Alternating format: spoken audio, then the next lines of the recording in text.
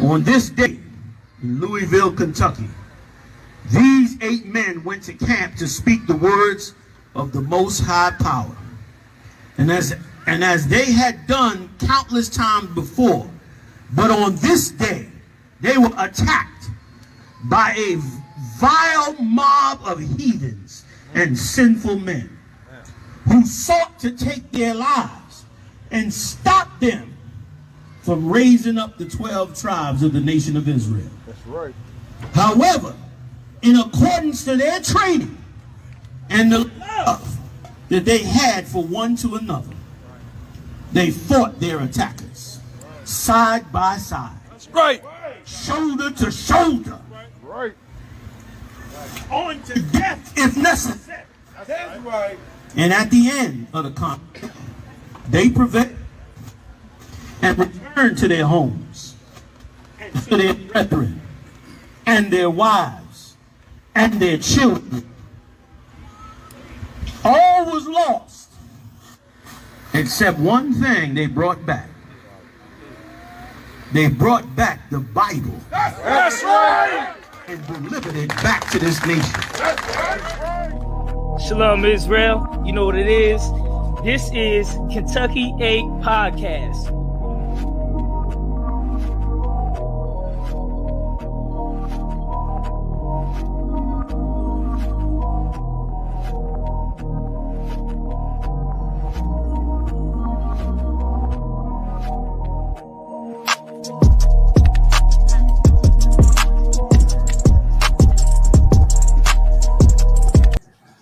Hey, Shalom, Israel. You know what it is. Israelite World News, Kentucky 8 Podcast. We're getting it in. You're here with Captain Kapash. And we're going to get started with these stories, man, that's changing the world, the way the Israelites going to break it down. It's not the news that's going to change. It's your understanding of the news that's going to change the world. All right. Let's get it. First story. Egypt's MBE set to raise $1 billion to refinance debt. The National Bank of Egypt, the country's largest lender, is close to finalizing a $1 billion loan from a group of banks, according to people familiar with the matter. MBE has upsized and tightened pricing on the 3-year facility that will be partly used to refinance existing debt, the people said, asking not to be identified because the information is private. The lender is seeking to narrow the margin to 230 points from 270 basis points. The lender was initially planning to raise $750 million from a small group of banks, but strong demand prompted it to increase the amount, the people said. 14 lenders are participating in the deal, they said. While declining to comment on the specifics of the transaction, Hesham El-Sefti, head of financial institutions and international financial services at MBE, said it was conducted within the bank's normal course of business and timed to take advantage of the preferential market and interest rate conditions currently prevailing. See, what you got to understand with these big banks and these corporations, they're gonna steal their money from the people. Just like the banks in America, nothing but thieves, man. They're gonna steal that money from the Lord's chosen people, blacks, Hispanics, and Native Americans, some sort of way. That's what they do. That's what they always do. That's what the suppressor is known for doing. All right, the scriptures talk about this. Let's get a scripture. Now, Egypt, over there in the Middle East, I mean, more of these countries, they felt that hit. That hit that came from the coronavirus, that financial hit. They felt that. That didn't just, oh yeah, let's just throw a whole bunch of stimulus money in it and everything's back to normal. That's not how it works. When you lose money, you lose money.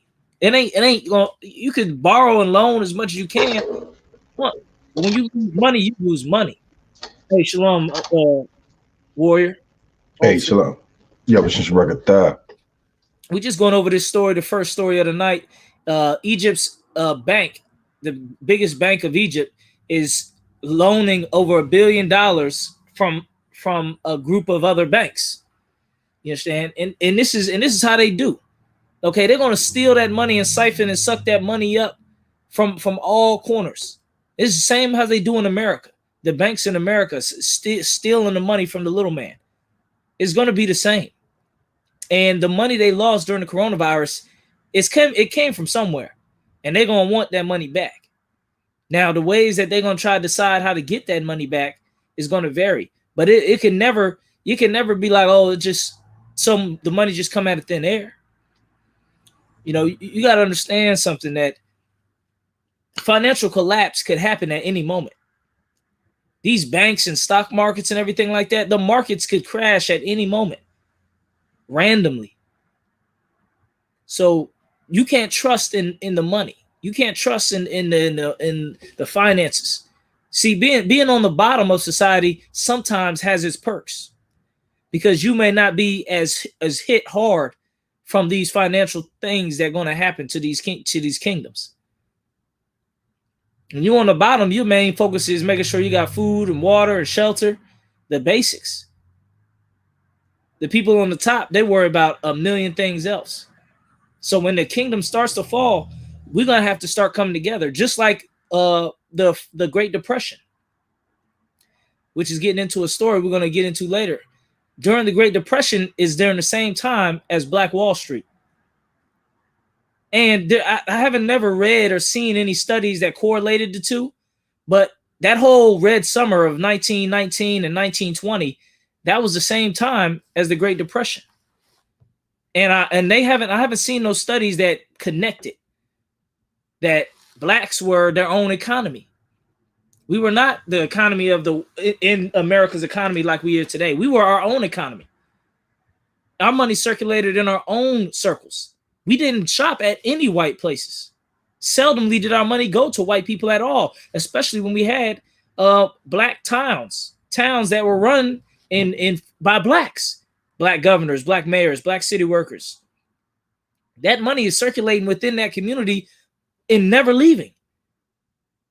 So Black Wall Street wasn't the only black town that was burned down. You had St. Louis, you had in Delaware, you had in Florida, you had in Georgia. You had all over the place, Tennessee, Memphis. You had tons of black towns where we were keeping on that money and taking care of ourselves. And I don't have no proof, but I suspect that all the money that they weren't making off of blacks, Hispanics, and Native Americans had a part to play with the Great Depression of America. Go ahead, War. You had anything you want to drop? Lies, not yet, Cap. Con.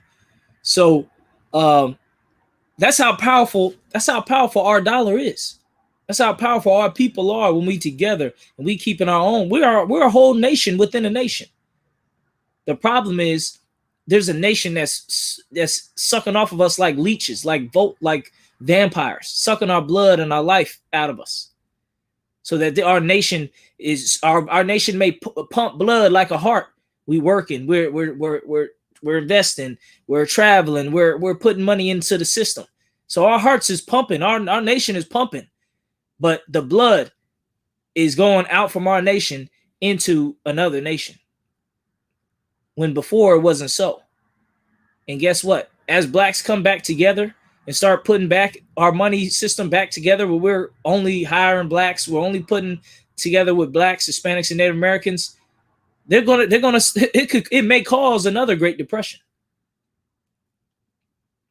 Black man, your rise is America's fall.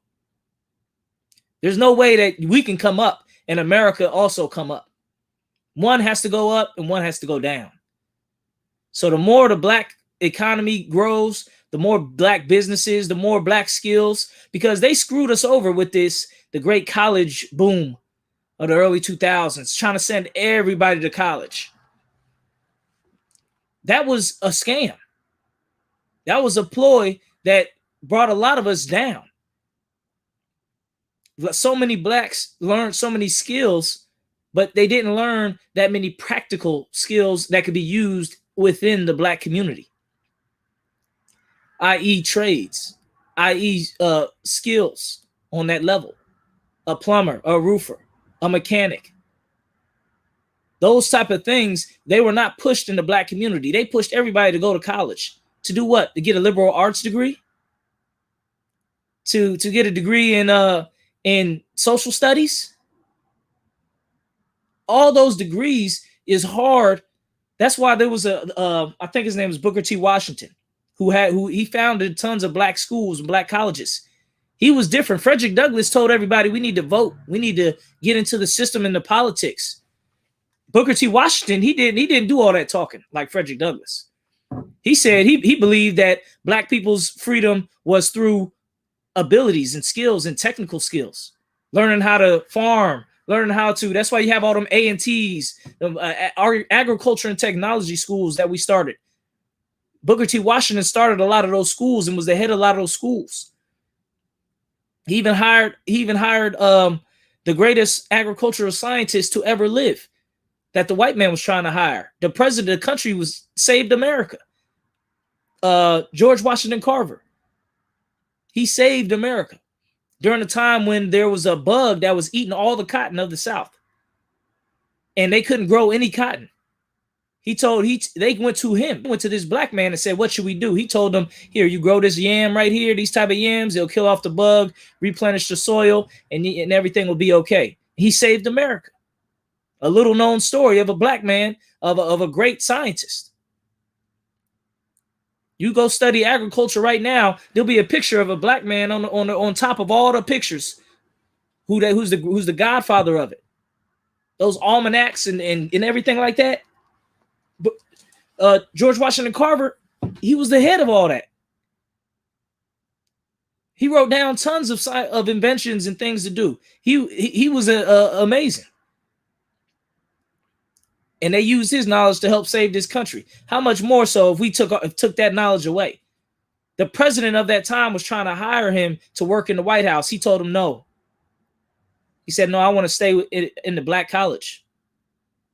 I want to stay teaching black students," which he did. That type of thing right there will bring down America, because it'll bring all our genius up out of this place, and it'll start investing it into ourselves. So these banks, they depend on you to get into debt. They depend on you to go get these useless ass degrees and get into all this debt. So then they can do what? Collect all these fees and then get loans on top of loans. They'll take your debt and trade it on Wall Street and get millions off of it. But if we took ourselves out of this system, went back to the HBCUs, went back to the black schools, went back to black businesses, they can't do that. They won't be able to trade your loans all over Wall Street. They won't be able to get all these billion-dollar loans from other banks. So it's time. So it's time for us to come together. That's why in Israelite School UPK we're the spearhead. We're the spearhead of our people coming back together.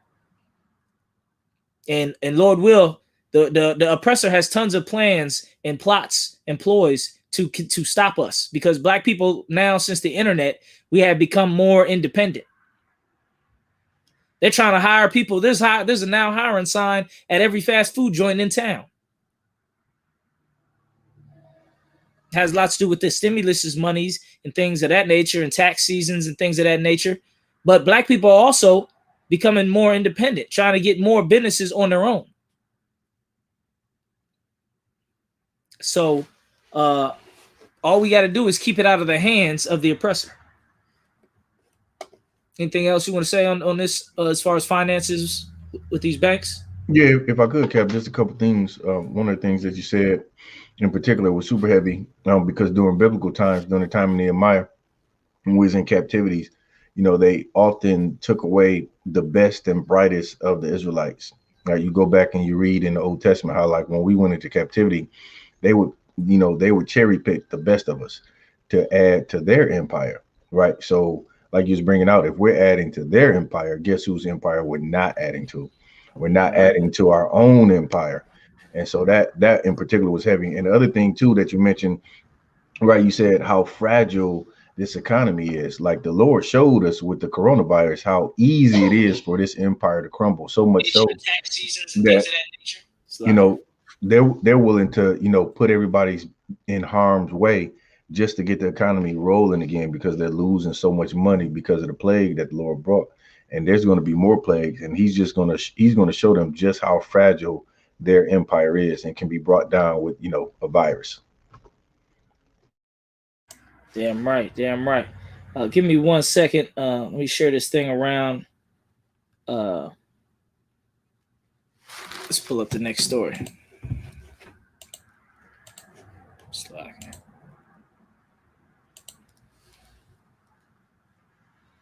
And like I said, this is Kentucky 8 Podcast, Israelite World News. Get all the news across that's important for Blacks, Hispanics, and Native Americans to know, and get it broken down the right way. Not the way the oppressor wants you to understand it, but the understanding of the way the Lord wants you to understand what's going on in this world. Because it's a major shift going on right now of what's going to be happening with our people. All right. And what's going to be happening as far as if our people are going to choose the right path or not. Like right now, we have the opportunity to choose the right path. But are we going to go back? Are they going to be able to fool us again? What's going to happen next 4 years when the vote comes back around and it's time to vote for the president again? That's going to be a big decision. What's going to happen? They're going to pull out Kamala Harris. Are black people going to run and jump behind her when she ain't did nothing this 4 years? That's the type of things that the Lord is going to weigh in the balance about our people. How many of our people is coming out of the world? How many of our people are waking the hell up to what's been going on? And what's going to happen? Because Donald Trump, he is allowed to run for presidency again. And if not him, then it could be another. That's just as much. Republicans have tons of candidates that they can choose from.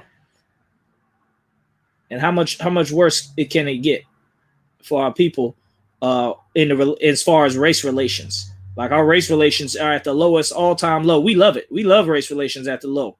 We don't want us all trying to act like we're getting along in some big rainbow-ass coalition. We love that it's all this division. That's where we thrive. That's where we come up. All right, let's see if we can pull this story up. All right. Pause the ad blocking. They got to try to make money.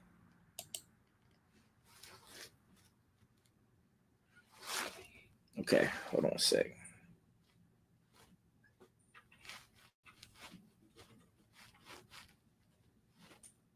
Let me see.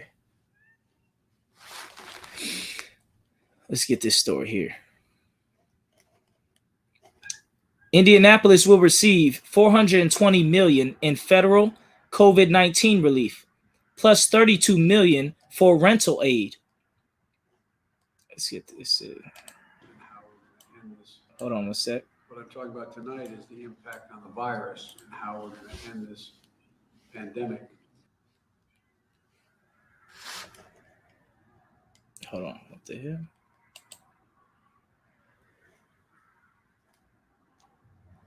All right. Include stimulus checks. Where's this? Biden signs COVID-19 relief package, includes stimulus checks. Let's see. Indianapolis will receive roughly $420 million in federal relief for coronavirus-related expenses and shortfalls over the next 2 years. All right. Oh, we got another brother popping up. Hey, Lord Christ warrior. Hey, shalom, Lord Christ. Shalom, Yahweh Shukatan. Lord Christ. We'll be getting into the Israelite World News, Kentucky 8 Podcast, where we drop all the news around the world that's important to our people. Okay, so let's get it back into it. The funding will boost the city's in-demand rental assistance program, which relaunched in April as the city began taking tenants off the wait list. Deputy Mayor Jeff Bonet told reporters on Wednesday, the rental program has distributed about $7 million of the additional $29 million rental assistance it received from the federal government in December, serving about 2,600 households last year. The city helped roughly 16,000 households with about 34 million in rental assistance.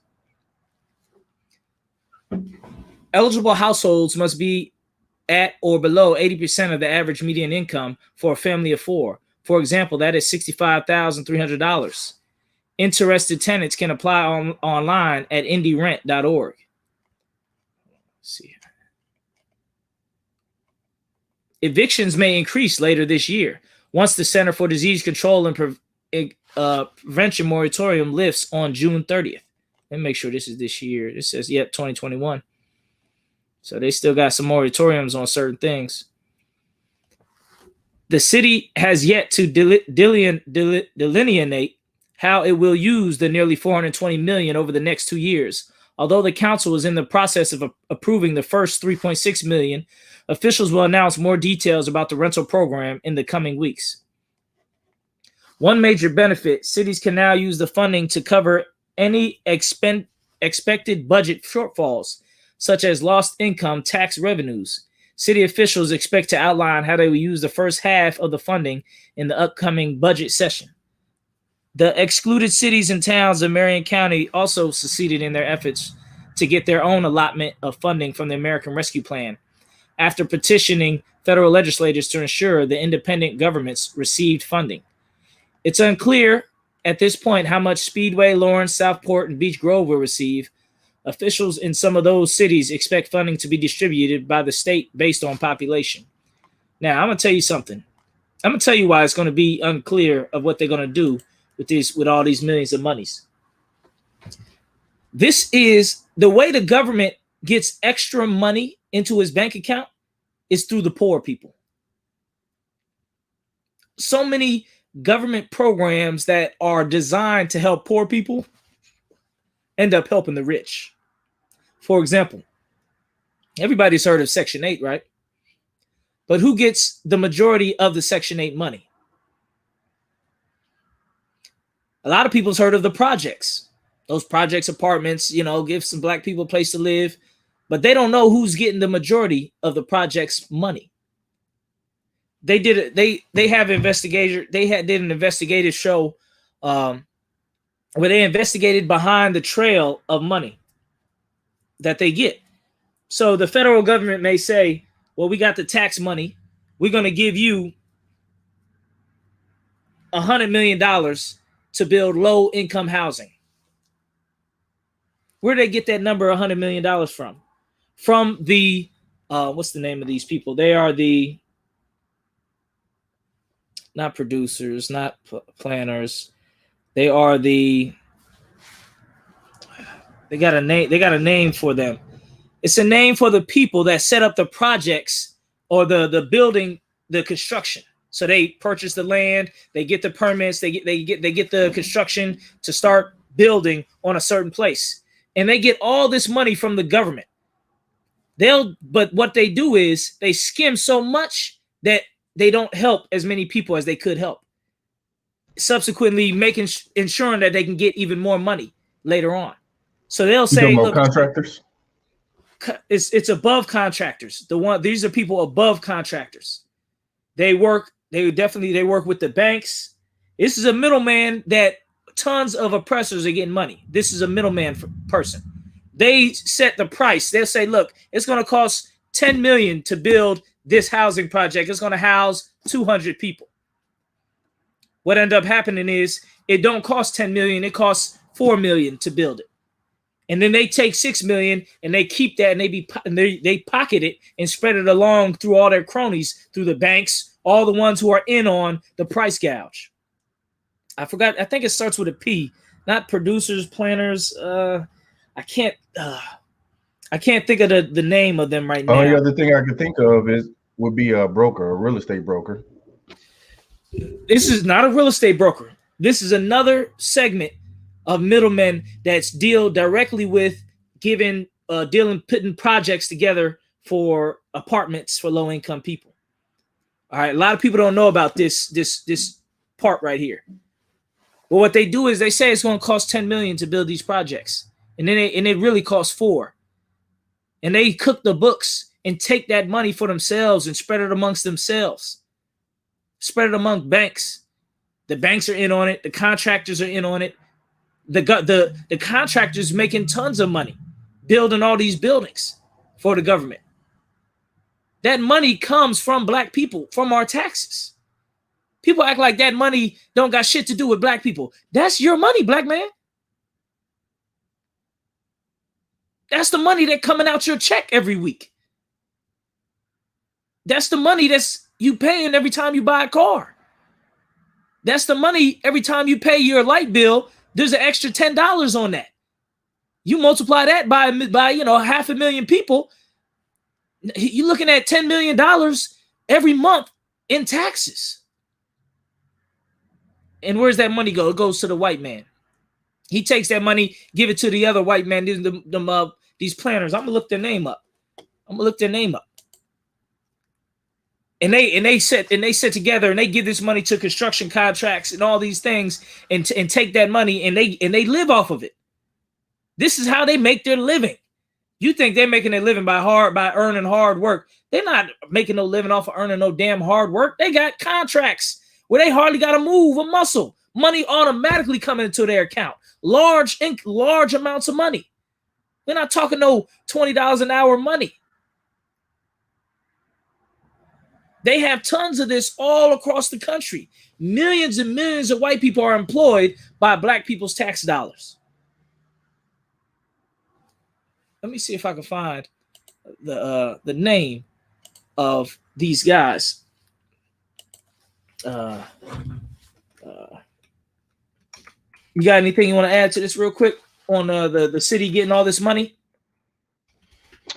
Yeah, if I could, it's always interesting to kind of watch the outcome of, when the government gets black people, tend to get lost in the in the clouds on this kind of thing. They don't really get down into the details and understand where that money is going, right? If we do get a piece of it, right, it's going to be very negligible compared to the total. It'll be spent, somehow more law enforcement will go in there, more security, more something about medical, but it'll be in mostly the high end neighborhoods and not our neighborhood. So it's always interesting to see these large sums of money and then where it's going to actually go and how it actually changes your life.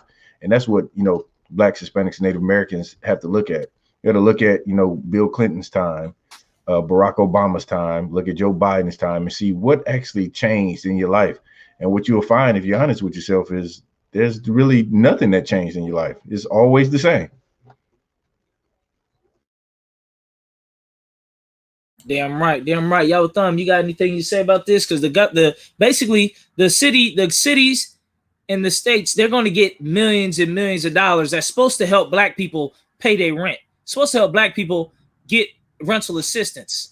But what ends up happening is niggas still be behind on their fucking rent. They still can't afford it, but there was all this money set aside for it. And then the ones who get it are a bunch of devils who are a bunch of insiders who have the know-how, and they're getting millions and millions of black people's tax money that's supposed to help our people. And they've been doing this for centuries in this country. This is what they do. This is how they make a living. They don't make a living by going to a job like you and me. They make a living by getting handouts from the government that they're supposed to use to help people, but end up putting it in their pocket and going fishing with yachts and boats. This rental assistance money ain't gonna do nothing but a whole bunch of fat bonus checks. They're gonna be, hey, well, 2 million out of the 420 million is missing, and they're gonna be about 500 fat budget bonus checks that went out. We don't know where this budget check money come in, but it's just, I guess, the surplus. We have a surplus this year. Well, yeah, because you ain't spending shit for the people. You look at cities and municipalities. Look at Indianapolis and the ghettos. The streets are horrible, but you go an hour outside to the white neighborhoods, their streets are perfect. Not a single pothole in sight. They don't even have evidence that there was potholes. Then they try to, what the excuses they have? Oh, well, there's more traffic in the city, more bigger trucks. It's bullshit. It's just as many cars going on every road all around. They use better material when they building the roads in the oppressors' neighborhoods. And more expensive material so the roads don't degrade. They use the cheapest stuff they can find for the black community. They use it. They barely give out any type of resources in the black community that's substantial, that's substantive. Yeah, they'll put a center somewhere and hire 50 white people to run the center. They'll do that. But they won't hire the same people in that community to run that center with all that money that's supposed to help the community. They're helping themselves. Then you walk in there trying to get some help. They give you a whole bunch of fucking pamphlets. Tell you get on the computer and find a job. While they sitting there collecting the check, supposed to be helping you with this type of stuff. Or you go in there to get some assistance and they give you the damn third degree. They got ways of what they doing. Go ahead, y'all. Thumb, you got anything on that? I'm gonna try to find this damn name of what I'm. So yeah, it's definitely crazy. And as I grow older, I'm starting to see how this works because I'm definitely learning through this. Because I think something like this happened in Ohio not too long ago, where they passed some bill supposed to stimulate the economy, and it was millions and millions of dollars. But like you said, at the end of the day, I still hear my people struggling in the same situations, horrible living conditions, horrible streets. Like I said, it's streets that got potholes in it. You know what I'm saying? Since I was a teenager. You know what I'm saying? They still got the potholes. So all this money that they talking about, you gotta understand, our government is never gonna give us a big old large lump sum of money, 100 million, 60 million, whatever it is, million, if it's not gonna benefit them in the long.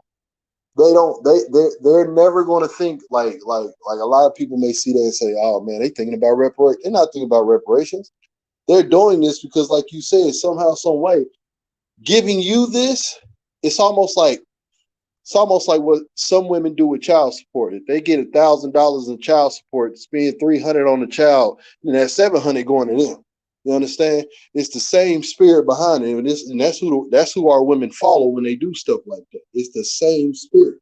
So anytime we get this large lump sum of money, understand, like what a stimulus is, what, $1,200, $1,400.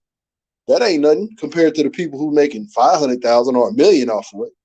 You know what I'm saying? Like, it's really laughable because, like I said, at the end of the day, our neighborhoods are still the same. We still struggling in the same scenario. So that 60 million, 100 million don't do nothing for our community, even though they're going to propagate it as if it's for us.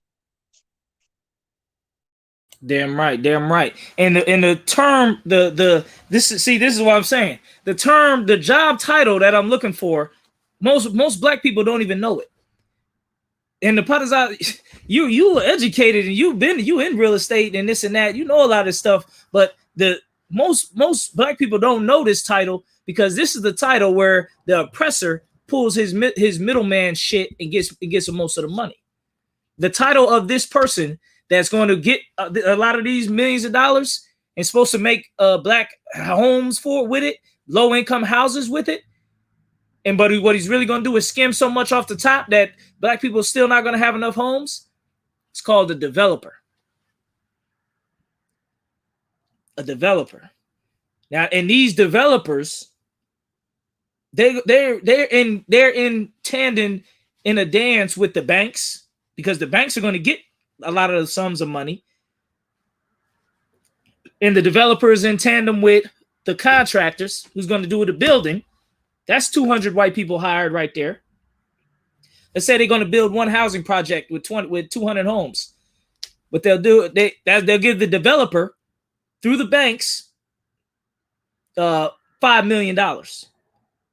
The developer knows it only costs $2 million to build this thing. So they're going to charge it up, yank it up. Oh, the lumber, they'll cook the books. The lumber was $20,000 when it was only $5,000 worth of lumber. Oh, the electrician, he charged $50,000 to do the whole spot. They only paid him $20,000. They're going to cook the books. The developer's going to cook the books with the contractors, with everybody. And at the end of the day, there's going to be more white people paid behind putting the housing project there than black people that's going to benefit from the fucking housing project itself. 200 black people may get to move in and pay low rent in this piece of shit apartment, but 2,000 oppressors are going to get their yearly income salary off this project.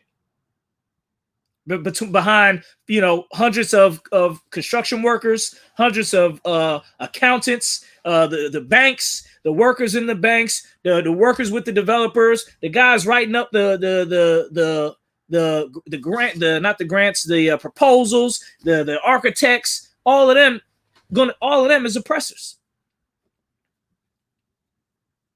Any dollar that's supposed to come to the poor black man in the ghetto is going to go through hundreds of white people's hands before it get to him. Even though that money is black people's money that black people paid in taxes, because little do you know, our people, blacks, Hispanics, and Native Americans, are the most taxed.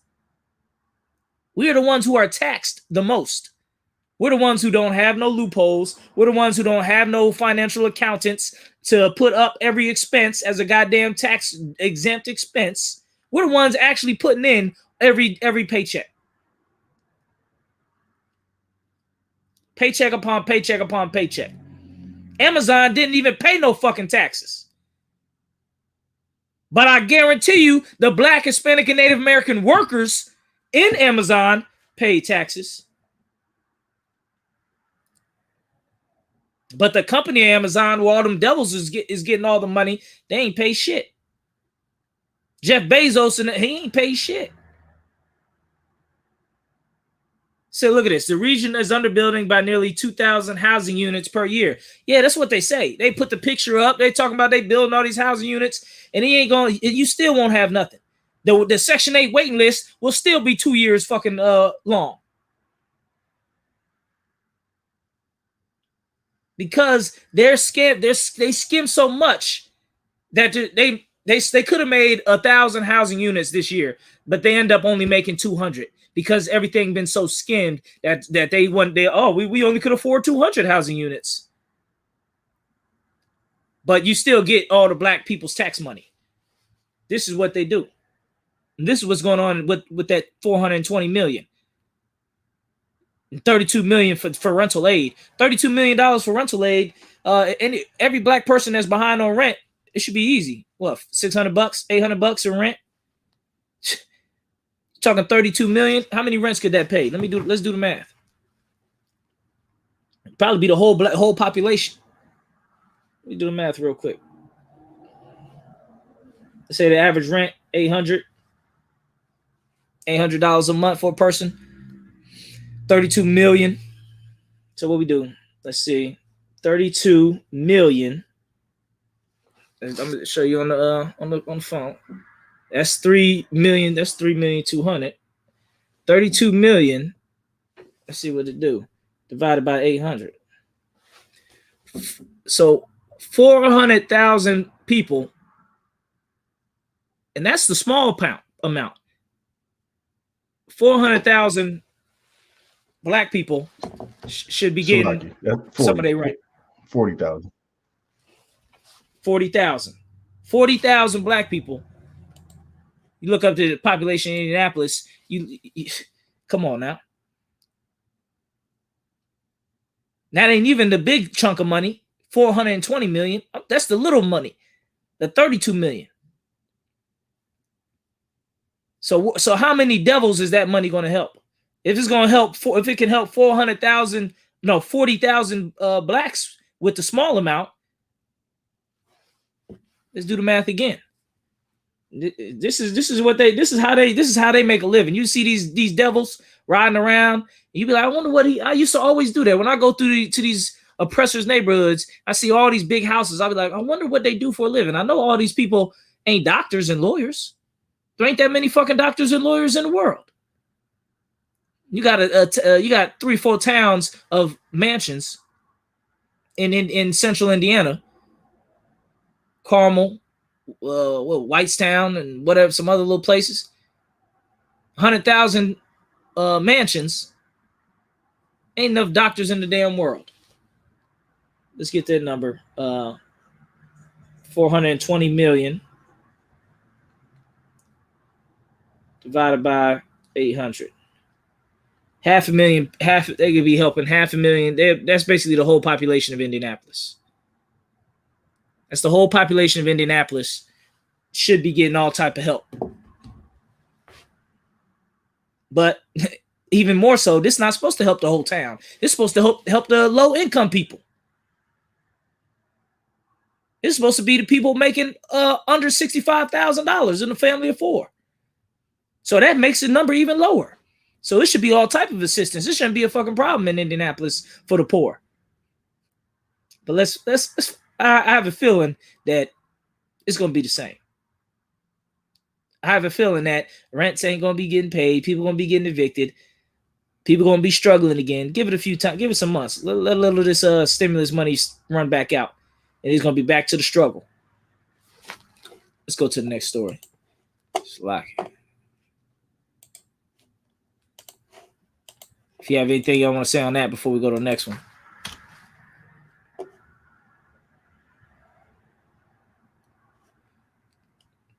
Tulsa Race Massacre, 100 years later. Why it happened and why it's still relevant today. The city's Black Wall Street was among the most prosperous neighborhoods in America and a black utopia. And then it was burned to the ground. Look at that. They got, see? And this is another thing. This is how you know the oppressor is the devil the Bible speaks of. They have all types of footage. They have all types of pictures. They have all type of records of the entire Black Wall, Tulsa, Oklahoma. How much of it do black people know? Absolutely nothing. We know nothing about this. But they have pictures. I seen they had a recently released, like a few years ago, released the footage of the town in fucking color. Look at that. This ain't that long ago. They got the buildings, they got electricity and all that shit. This ain't no, you know, we was on a farm and shit. They was driving fucking cars in Black Wall Street. And had video cameras.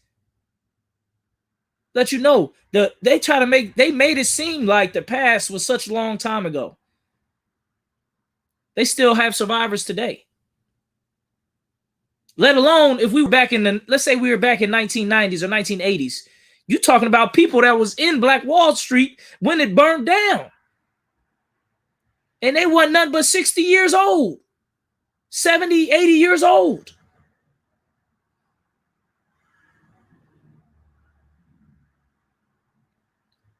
But they try to say, race, why are you worried about the past? You saw all y'all so concerned with the past. I seen a meme on that one time. They said, the past, you mean my grandmother, nigga? Excuse my language. You mean our grandmothers and our granddads? That's not the past, man. Anybody, any of my brothers want to say something on this before I get into the story and start reading it? Yeah, no, it's almost surreal.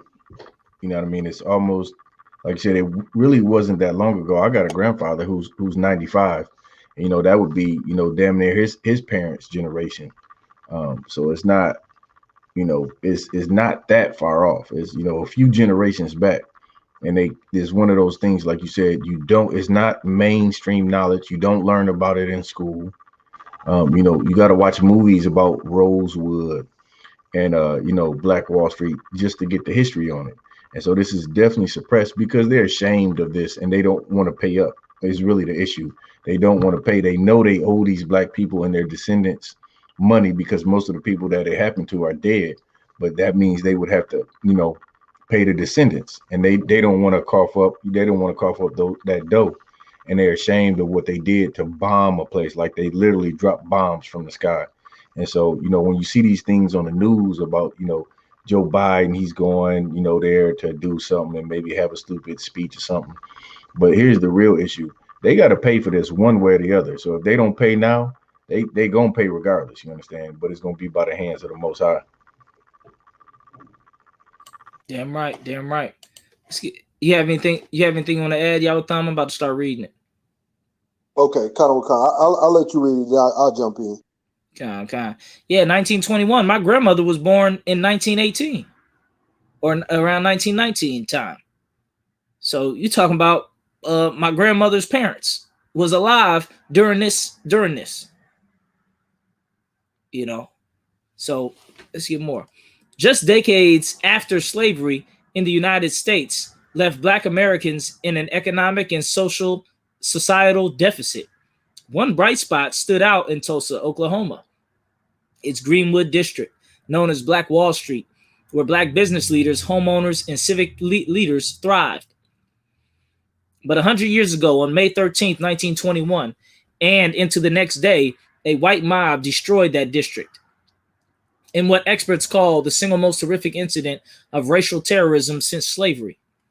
An estimated 300 people, and that's a lowball number, were killed within the district's 35 square blocks, burning to the ground more than 1,200 homes, at least 60 businesses, dozens of churches, a school, a hospital, and a public library. Look at them just standing around burnt down building. Street poles, light poles, and everything. Electricity pictures. Come on now. At least $1.4 million in damages were claimed after the massacre, or about $25 million in today's dollars, which is a complete bullshit. How you tear down 1,200 homes and only come to 25 million? The homes itself, that's over $100 million in houses right there. After controlling for inflation and the current economy, but experts say it's an underestimation. Survivors never received government assistance or restitution for their losses. The House Judiciary Committee Subcommittee on the Constitution, Civil Rights, and Civil Liberties held a hearing on the issue May 19th, in which 3 remaining known survivors, experts and advocates, called on Congress to issue reparations to the living survivors and all descendants to rectify the lasting impact of the massacre. You trying to give some 100-year-old people reparations after 100 years? But this is your man. This is Joe Biden right here. Joe Biden's in charge.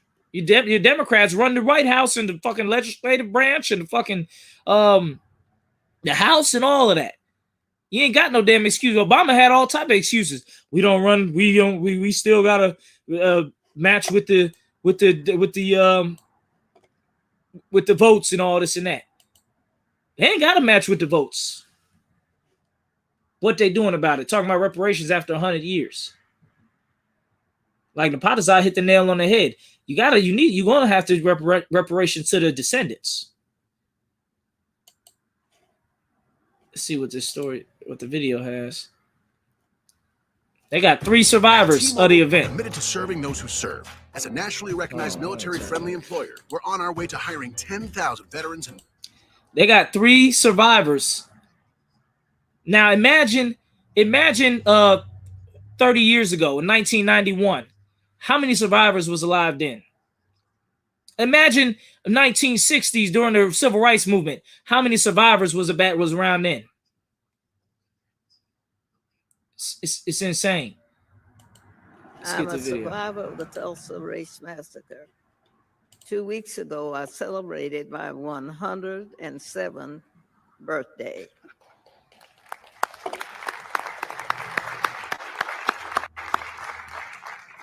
Today, I'm visiting Washington, D.C. for the first time in my life. I'm here seeking justice, and I'm asking my country to acknowledge what happened in Tulsa in 1921. The night of the massacre, I was awakened by my family. My parents and 5 siblings were there. I was told we had to leave, and that was it. I will never forget the violence of the white mob when we left our home. I still see Black men being shot, Black bodies lying in the street. I still smell smoke and see fire. I still see Black businesses being burned. I still hear airplanes flying overhead. I hear the screams. I have lived through the massacre every day. Our country may forget this history, but I cannot. I will not, and other survivors do not, and our descendants do not. When my family was forced to leave, Why that devil look like he looked like he was guilty or something? That boy looked like he was a little shook about what's coming out, and they should be. He talking about she remember hearing planes flying overhead. Like this was an entire come down of America. America came down, and people don't understand. People think Black Wall Street was an isolated incident. It was called Red Summer of 1919 and 1920, 1921.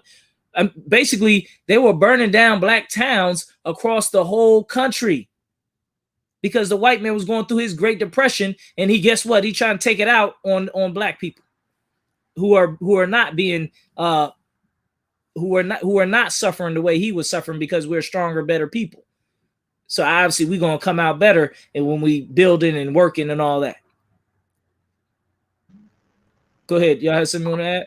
Yeah, if I could, the ticket on this is going to be too big, you know what I'm saying, which is why he been stalling all these years. I just did some simple math. You got 1,200 homes. Say the average home price is $100,000, right? Just on average, with the homes have been appreciating over the last few years. So just say $100,000 for the average home. That ticket alone, 100,000 times those 1,200 homes, that's $120 million just for the homes. That's not counting the businesses. That's not counting the pain and suffering. That's not counting the vehicles. It's not counting anything else, just the homes. Like the ticket on this is, looking at $1 billion in reparations, at least, for these people and the horror that they went through, which is why, like you said, he ain't paid and he ain't looking to pay because he could have been paid. He could have paid in the 90s. He could have paid in the 80s, could have paid in the 60s. Should have turned right around and apologized and paid then and rebuilt everything bigger and better for them. But they didn't. And the beautiful thing about this, the sister said something that was so heavy. She was like, you know what? She won't forget it. And that's the problem. Like our people, we tend to forget. But what she said was right. She's not going to forget. And you know who else ain't going to forget? The Most High. The Most High ain't going to forget what we went through and what they did to us, not only in not in Black Wall Street, but all over. You understand? And he's going to redeem us for sure. Damn right. Damn right. You got anything you want to add to that, y'all thumb, before I press play some more? Kind of a con, if I could. This is definitely such a heavy story. Like she said, she would never forget. And that just reminds me of the scripture when the Most High says, surely oppression maketh the wise man mad. And I'm paraphrasing. That lady went through that. And because of that oppression and because of everything that they put on her, she's this old. She probably done forgot half her life. But that, as a child, she ain't never forgetting that. And that's how our people need to get that mentality. We should never forget this. And Salaki, you said that bill, it'd be a little too high for them to pay. No, it ain't. From last time I checked, they was giving anywhere from 10 to 15 million or billion over to Israel every year. They'd be all right. Ain't nothing as far as we go. That ain't got nothing to do with us. But they done did 10 times worse to us than what's done when happened to those fake Jews in Israel. So they can definitely cough up a couple billion at the least for every black city. That's the least they could be doing to show that they understand that they were some of the worst people on earth, and they still are. So no, a couple billion ain't nothing for America because they're gonna turn around and give it to Israel, and they did us 10 million times worse than that. So I ain't trying to hear it. I really don't care what the dollar amount is. Clear out the bank, America. It's time to cough it all up because you really don't belong here. This ain't your country. You really have absolutely no right to be dictating nothing if we're going to be real about it. So I don't feel sorry for them now. When they foot the bill, of course we know they not. Because they the wicked, they the devil the Bible speaks of. But our people have to get on the same page as this glorious, foremother of all, right? We cannot forget the evils that America has put on us. Because if we keep forgetting, guess what? America will let us forget, and they'll never, until Christ returns, of course, they'll never even think about paying us back for what's going on. They're not even gonna think about paying us back until we start making them remember. And it's up to us to remember first. Damn right, damn right. And to be honest, that bill going to get higher and higher and higher and higher. I'm gonna get this truth on the matter. Fire and fury fueled massacres in at least that means the least amount of the count 26 cities. This is Red Summer, including Washington D.C., Chicago, Illinois, Omaha, Nebraska, Elaine, Arkansas, Charleston, South Carolina, Columbia, Tennessee, Houston, Texas, and Tulsa, Oklahoma. So what we're talking about here is basically the mass transfer of all the wealth of America to black people for the crimes that they have done to our people. Because not only that, you talking about these homes, all the property around the homes costs money. That's money too. That all the land that we owned is money, and over years and years, that's money that's going that we could have been making off of that land. So you can't only just count the immediate cost of the damage, but the years after of being displaced. And then before that, you got to even go to the Trail of Tears, because the Trail of Tears, most people don't understand how the Trail of Tears started, how it worked. Basically, the United States government went to Native Americans who were living in Georgia in houses, in plantations, in farms, who were living in houses. They were wearing suits. They were reading the newspaper. These are the 5 civilized nations we're talking about here. They owned slaves. Obviously, not the same way the white man owned slaves, but these were black people who worked for these Native American brothers in a beautiful way. They owned property all throughout Georgia. The government came to their homes, knocked on their doors, and told them, grab all you can grab and come with us. And they took them to these different camps, these different prison camps, and let them sit there and walk the men like all day so they can be ready to walk, and had them dying and sitting outside, sleeping outside, and then end up gathering them all after a time period and walk them all the way across the damn country. But those were homes that they owned. This was property that the Native Americans owned. And we're talking about property that covered the entire state of Georgia.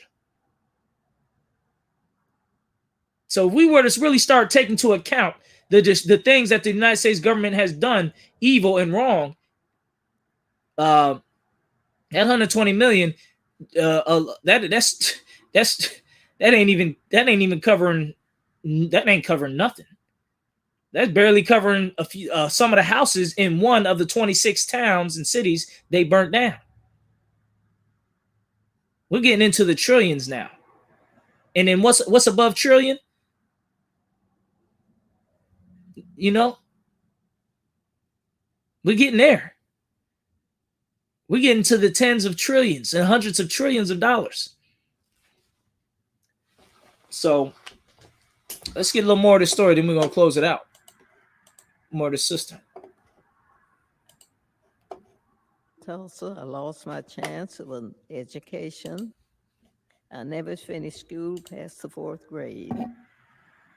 I have never made much money in my country. State and city took a lot from me. Despite this, I spent time supporting the war effort in the shipyards of California.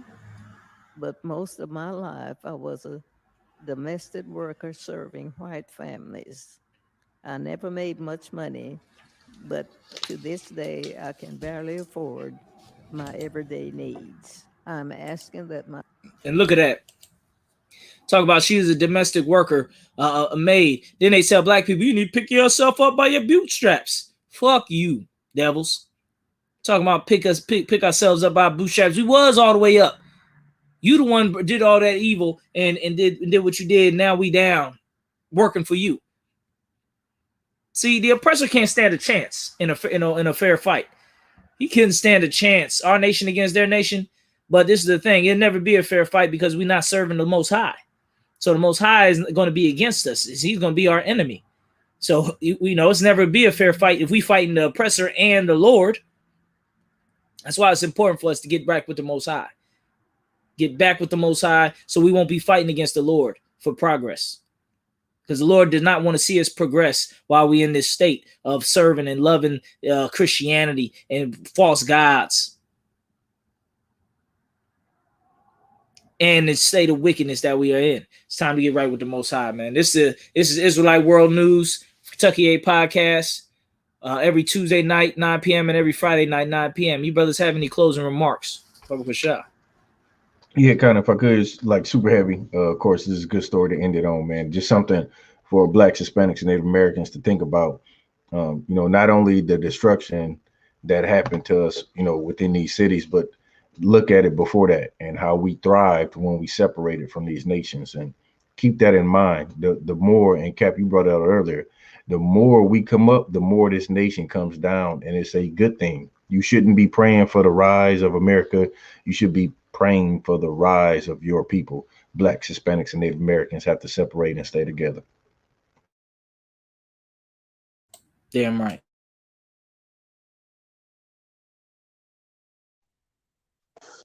If I could, real quick, I just want to say, yeah, this was a great story to end it on.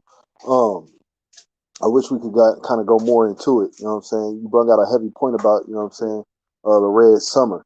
I forgot all about that myself. But these are the type of stories that's going to help our people realize and remember what this country truly means to our nation. When I say our nation, I mean Blacks, Hispanics, and Native Americans. These are the type of stories that's going to help our people remember how this country truly feels about us. So, Most High in Christ for bringing this out. We just got to keep going, and Lord will, He wakes up more and more of our people to understand what this country truly means to us. Damn right. What this country has done to us. You understand? What we've been suffering over here in this place for 400 years. None of these other nations care. None of these other nations know the magnitude of what America has been doing to us. They see America as all rich and great and powerful and doing all this amazing stuff and having all this money. They don't understand what it took and what they done to black people to get that money and to get all the Ferraris and the nice cars and the big houses. They don't understand what the oppressor has done to get that. He has made a deal with the devil, and soon he'll have his time to pay the piper. You understand? He will have his time to pay the piper, like every evil, wicked villain in every movie who has a short time of success. He will eventually have to pay. And Lord will, that time is coming closer and closer and closer. Be prepared. World War III is coming. Go to ishbk.com for more information. Get with the classes near you. Get with brothers near you, man. With that said, this is Israelite World News, Kentucky 8 podcast. Shalom. On this day in Louisville, Kentucky, these 8 men went to camp to speak the words of the Most High Power. And as they had done countless times before, but on this day, they were attacked by a vile mob of heathens and sinful men who sought to take their lives and stop them from raising up the 12 tribes of the nation of Israel. That's right. However, in accordance to their training and the love that they had for one to another, they fought their attackers side by side. That's right. Shoulder to shoulder. Right. On to death if necessary. That's right. And at the end of the conflict, they prevailed and returned to their homes and to their brethren and their wives and their children. All was lost except one thing they brought back. They brought back the Bible. That's right. And delivered it back to this nation. That's right. Shalom, Israel. You know what it is. This is Kentucky 8 podcast.